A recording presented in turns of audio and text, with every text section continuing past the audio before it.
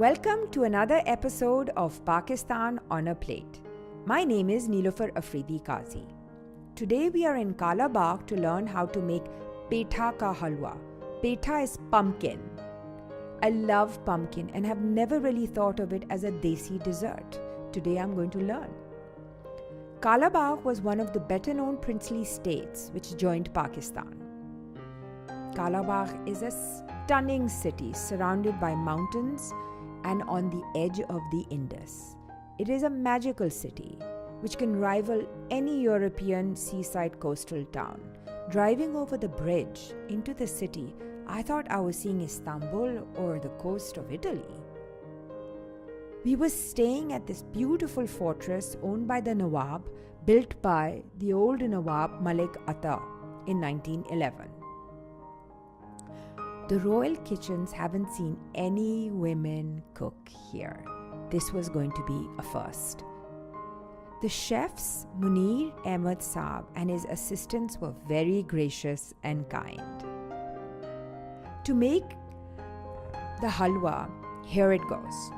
A large pumpkin, approximately 5 kilos, is cut and shredded and reduced to a 1 kilo mass.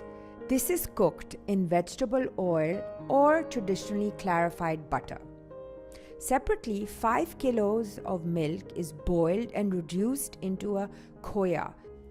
These two mixtures are then combined together with a little bit of cardamom powder. At this stage now you add the sugar or traditionally the gur. 1 kilo, stir, and see the color change. You need to constantly stir and ensure the bottom is not burnt. Next point, you add 1 1/4 cup of ghee or clarified butter.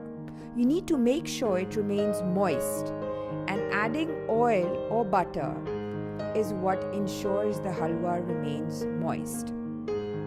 Right at the end, you add chopped almonds and give it a last stir.